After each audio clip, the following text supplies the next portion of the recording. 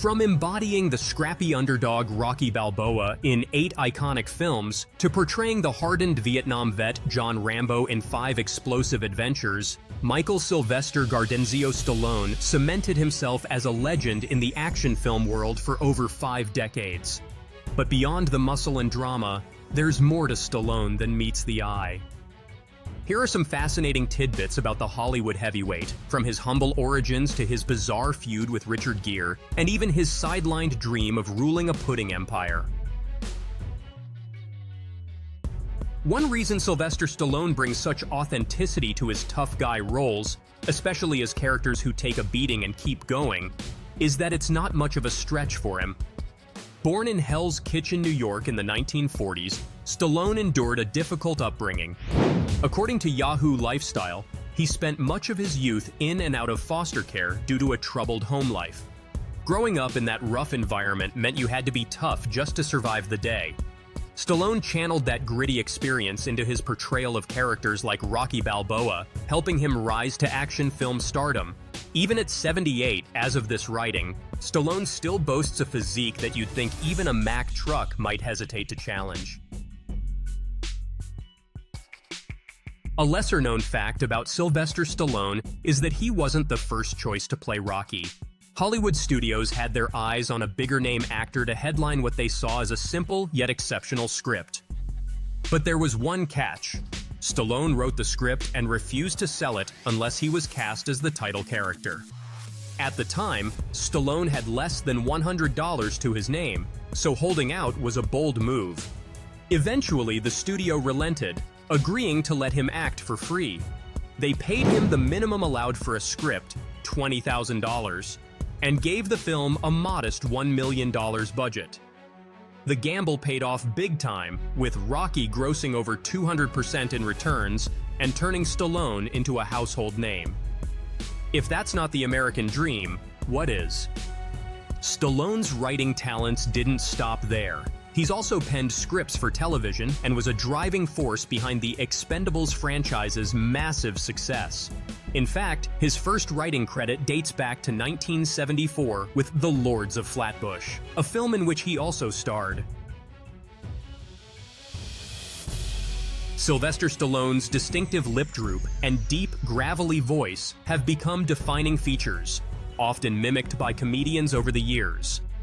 What many don't know is that this look was the result of a birth injury. Born on July 6, 1946, in Manhattan, Stallone's delivery involved the use of forceps, which caused nerve damage that left his lip, chin, and part of his tongue partially paralyzed. Stallone has shared that this led to teasing in his youth, earning him the nickname Sylvia, and being told by authority figures that his brain was dormant.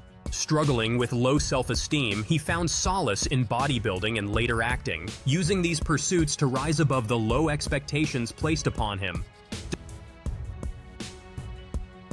Despite a rebellious youth that saw him expelled from several schools, Sylvester Stallone eventually graduated high school while living with his mother in Philadelphia. From there, he attended American College in Lausanne, Switzerland. While studying, he juggled several jobs, working as a gym teacher, dorm bouncer, and even selling hamburgers on campus. It was during this time that Stallone developed an interest in theater, both in acting and writing. Afterward, he continued his education at the University of Miami before moving to New York to pursue a career in entertainment. While auditioning for roles, Stallone took on various odd jobs, including working as a movie theater usher and cleaning lion cages at the zoo. His stint as an usher ended when he was caught trying to scalp tickets to a customer, who turned out to be the theater owner. Sylvester Stallone's parents split up during his childhood, and his father, Francesco Stallone, a beauty salon owner, was known for using corporal punishment. One incident that earned young Stallone a slap was when he was caught using a lead pipe to swat flies on the hood of his father's brand new car. Meanwhile, his mother, Jackie Stallone, was quite the character herself. Once described by Stallone as half French, half Martian, she later became fascinated with an unusual practice called rumpology, the study of the buttocks to reveal personality traits and predict future events. It's safe to say Stallone's childhood was anything but ordinary. Alongside his acting dreams, Sylvester Stallone also pursued a career in writing. After drafting numerous screenplays, he wrote a novel titled Paradise Alley, which tells the story of siblings who become entangled in the gritty world of professional wrestling in Hell's Kitchen. Stallone completed the novel but soon decided to adapt it into a screenplay. Paradise Alley was produced as a film in 1978, and the novel, often seen as a novelization of the movie, was published that same year. This project showcased Stallone's talents not just in front of the camera, but also behind the scenes as a storyteller. After the massive success of First Blood, 1982, and Rambo, First Blood Part 2, 1985, Sylvester Stallone found himself faced with a flood of Rambo merchandise. In a 1986 interview with the Chicago Tribune, Stallone expressed his discomfort with the commercialization of the war-torn, psychologically complex character, particularly when it came to toys. "I couldn't control it," he admitted. "I tried to stop it, but I don't own the licensing rights." Stallone was especially disappointed with Rambo, The Force of Freedom, a 1986 animated series that portrayed a much more kid-friendly version of Rambo doing heroic deeds. "First of all, that isn't Rambo," Stallone said, "but more important, they tell me I can't stop them because it's not me they're using. It's a likeness of a character I played and don't own." The series, which didn't align with the intense, darker tone of the films, only lasted one season. Over the years, Sylvester Stallone made several definitive statements about the Rocky series, which has now expanded to 9 films, including the spin-off Creed trilogy. After the release of Rocky V in 1990, Stallone declared, "There is no Rocky VI, he's done." Then in 2006, with the release of Rocky Balboa, he once again stated he was finished, telling people, "I couldn't top this. I would have to wait another 10 years to build up a head of steam, and by that point, come on." Yet Creed followed just 9 years later. After Creed 2, Stallone even posted a final farewell to Rocky on Instagram. But by July 2019, he was telling Variety, "There's a good chance Rocky may ride again," hinting at an idea for a new film where Rocky befriends an immigrant street fighter. So, despite numerous farewells, it seems the Rocky saga may not be over just yet. During the filming of 1974's The Lords of Flatbush, tensions between Sylvester Stallone and then up-and-coming actor Richard Gere flared from the start. Both playing 1950s street toughs, the two clashed, with Stallone recalling that Gere's overly physical rehearsal style irritated him. But the real tipping point came during a lunch break when Gere reportedly spilled mustard on Stallone. Furious, Stallone gave the director an ultimatum. One of them had to go. In the end, Gere was fired and replaced by Perry King, bringing the short-lived rivalry to an abrupt end.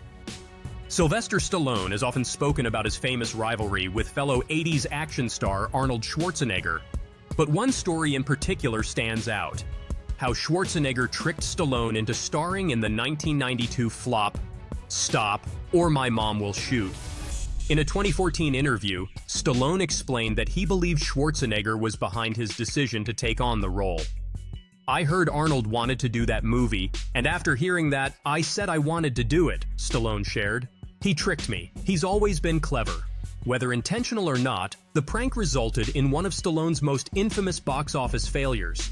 In 2005, just before Rocky Balboa brought him back to the big screen, Sylvester Stallone had his sights set on an unexpected business venture, a pudding empire. His company, InStone, launched a line of low-carb, high-protein pudding snacks aimed at the fitness market. Stallone even promoted the product on Larry King Live. However, a legal battle with a food scientist over the rights to the recipe stretched on for years, and ultimately, InStone couldn't survive the dispute, leading to the company's closure. In one of Hollywood's more fascinating what-if casting moments, Sylvester Stallone was originally offered the lead role of Axel Foley in 1984's Beverly Hills Cop. However, not interested in doing a comedy, Stallone rewrote the script, transforming it into a high-octane action film. His version had Detroit cop Foley tearing through Beverly Hills in pursuit of his friend's killers. Stallone described his take as being like, The opening scene from Saving Private Ryan on the beaches of Normandy, with a climax featuring a game of chicken between a Lamborghini and an oncoming train.